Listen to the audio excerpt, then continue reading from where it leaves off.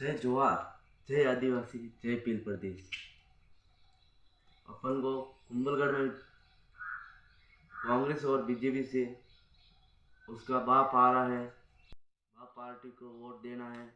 सभी साथियों से निवेदन है मेरा, और अपने कुंभलगढ़ का अध्यक्ष चमन दाना को बनाना है।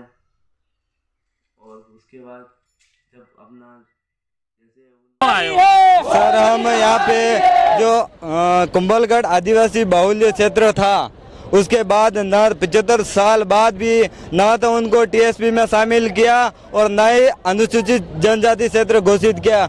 जबकि जो आदिवासी बाहुल्य क्षेत्र होने के बावजूद टीएसपी में करने के लिए इन लोगों को दिक्कत आ रही थी, और इन्होंने वहाँ पे जो हमारे जो आदिवासी है 20 गांवों के, उनको वहाँ से बेघर करके, इनका जो लक्ष्य है वहाँ से बेघर करके लोग कौन करना ये फॉरेस्ट रेंज वाले अभी एनटीसी ये जो लागू किया है, जो ट्राइबल रिजर्व एरिया, जिसमें हमारे यहाँ के जो भी राजनेता टाइगर रिजर्व, मतलब ये टाइगर रिजर्व के लिए, बाघ के लिए क्या है, लेकिन यहाँ के जो स्थानीय वो गांव वाले लोग कहाँ जाएंगे?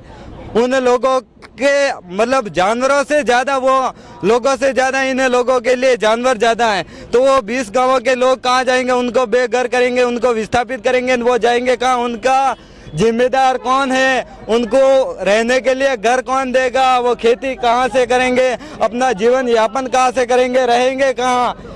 इसलिए अभी मुख्य रूप से आपका जो विरोध है, जो बाघ संरक्षण के तहत जो बाघ की टाइगर रिजर्व घोषित किया है, उसका विरोध है आपका? हाँ, उसका भी विरोध है। उसके साथ साथ जो राजसमंद में जो जितने भी आदिवासी बाहुल्य क्षेत्र हैं, जो 75 साल होने के बावजूद भी आदिवासियों का जो विकास नहीं हो पाया है, क्योंकि इन लोगों ने जो आदिवासी बाहुल्य क्षेत्र होने के बावजूद इन्होंने टीएसपी में शामिल नहीं किया।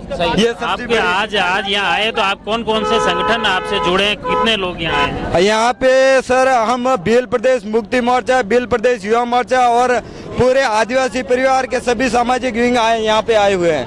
मुख्य रूप से एक तो टाइगर रिजर्व जो घोषित किया है उसे निरस्त करने की मांग है। हाँ, मेन हमारी यही मांग है कि जो टाइगर रिजर्व एरिया जो घोषित किया है उनको रद्द करे, क्योंकि अगर टाइगर रिजर्व एरिया घोषित किया तो 20 गांव के आदिवासी कहाँ जाएंगे? कौन सी पंचायत के ये गाँव है? ये सर एक तो वरदड़ा पंचायत है, एक पिपाना है, मुख्य रूप से एक गवार है, 3 है। तो 3 पंचायत उसमें? हाँ, 3 पंचायत में सबसे ज्यादा एरिया है, और स्वतः जो कड़िया पंचायत है वो भी आ रही है, और आंतरिक पंचायत है वो भी आ रही है। सर, उनको दूसरी जगह विस्थापित करने के लिए भी तो प्रशासन कार्रवाई करेगा? हाँ, उन्होंने जो प्रोजेक्ट तैयार किया और उन्होंने घोषित किया है, एक एनटीसीए के उनकी तरफ से एक आया मैसेज आया कि भाई 4-5 वर्ष में ये पूर्ण रूप से बाघों के लिए रिजर्व एरिया घोषित कर देंगे, और वहाँ के जितने भी लोग हैं 20 गाँव के, उनको दूसरी जगह विस्थापित कर देंगे। तो इसमें विस्थापित करेंगे, अगर विधिवत इतनी जमीन देंगे, मकान देंगे, तो फिर क्या दिक्कत है? दिक्कत यही है सर कि ये जो हमारी जो जमीन है वो हमारी पुश्तैनी जमीन है। इस जमीन के लिए हमारे जो पूर्वज थे वो लड़के मरे हैं, उनका क्या होगा? उनका बलिदान व्यर्थ जाएगा। इसीलिए हम इसका पूर्ण जोर से विरोध करते हैं। टीएसपी को लेकर भी लंबे समय से जो मांग चल रही है कुंभलगढ़ क्षेत्र को टीएसपी में शामिल करने के लिए, तो उसमें कहाँ तक प्रयास हुए? आपका संगठन भी जैसे इसमें पहले भी ज्ञापन दे चुका है, तो उसमें क्या? सर, अभी तक हमने राजसमंद जिले में 50 बार हमने ज्ञापन दिया है, फिर भी हमारी ना तो कोई राज्य सरकार सुनती है, नहीं कोई केंद्र सरकार। हमारी आदिवासियों की सुनने वाला कोई नहीं है। हमारे को ऐसा लगता है कि इस देश में आदिवासी जो एक तरफ तो जो भारत का संविधान कहता है कि इस देश का ओरिजिनल अगर कोई मालिक है तो वो आदिवासी है, और दूसरी तरफ ये जो राजनीतिक पार्टी है वो आदिवासियों का जो अस्तित्व है उसे ही खत्म करने पे तुली हुई है। तो आज इतनी तादाद में सभी लोग आप जिला कलेक्ट्रेट पहुंचे हैं, तो मुख्य रूप से क्या ये डिमांड है? सर, हमें तो कई बार 2018 से संघर्ष कर रहे हैं, 17 से कर रहे हैं आदिवासी परिवार को लेकर, क्योंकि ये टीएसपी के बारे में तो कई बार ज्ञापन दे चुके हैं, लेकिन ये हमारी कोई सुनते नहीं है। क्योंकि ये आदिवासी जब भी कभी आवाज़ उठाता है तो उनको दबाने की कोशिश करते राजनेता, जो भी हमारे राजनेता हैं, कहाँ का भी राजनेता, हमारे क्षेत्र के राजनेता है, हमें आदिवासी मानते हैं लेकिन घोषित नहीं कर रहे शेड्यूल एरिया। ये हमारी मांग है टीएसपी के लिए। हमारा मेन मुद्दा है टीएसपी का। अच्छा, जो भी हमारे आदिवासियों को जमीन से बेदखल खदेड़ा जा रहा है, उनके लिए भी हम आवाज उठा रहे, हमेशा आवाज उठाते रहेंगे।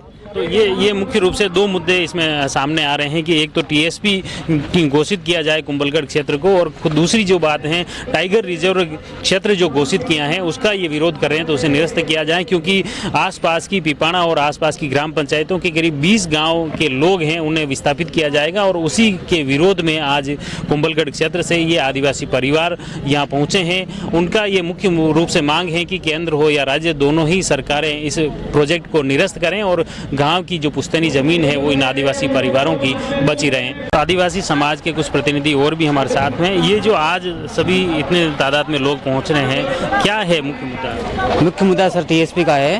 कुंभलगढ़ एसटी बहुमूल्य क्षेत्र होते हुए भी हमको टीएसपी में शामिल नहीं किया गया है, जिसके कारण हमारे को जो ऑल राजस्थान में कंपटीशन फाइंड करना पड़ता है, जहां हमारा एसटी पॉपुलेशन अभी तक हमारे शिक्षा का स्तर बहुत कम है, और जहां शेखावटी क्षेत्र में शिक्षा का स्तर हर घर में आपको आईएएस आईपीएस मिल जाएंगे।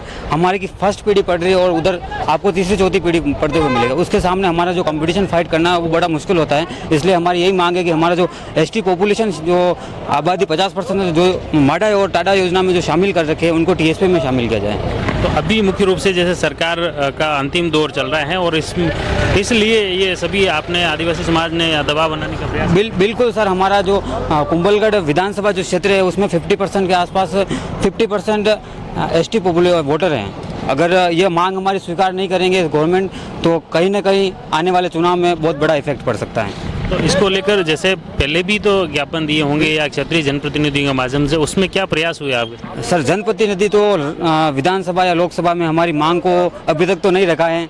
अगर रखेंगे तो हम उनका समर्थन। पहले चर्चा तो हुई, यहाँ खुद राजस्थान के विधानसभा अध्यक्ष उन्होंने खुद ने भी विधानसभा अध्यक्ष डॉक्टर सीपी जोशी साहब ने प्रयत्न किया, लेकिन जो दूसरे जो हमारे जो कुंभलगढ़ के एमएलए हैं या फिर जो प्रतिनिधि है, उन्होंने हमारी मांग को विधानसभा तक नहीं पहुँचाया, या फिर जो सीपी साहब ने जो हमारी मांग विधानसभा में रखी थी उनका सहयोग नहीं दिया। तो अब आगे क्या रहेगा?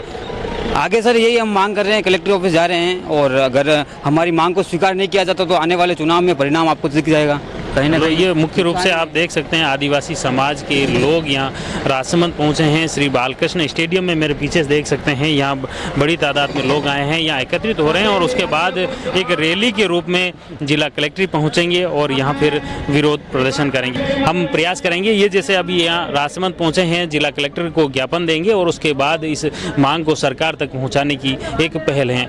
हमने प्रयास किया इनकी जो आवाज़ है आप तक पहुँचाएं। आप जुड़े रहे जयवर्धन न्यूज़ के साथ।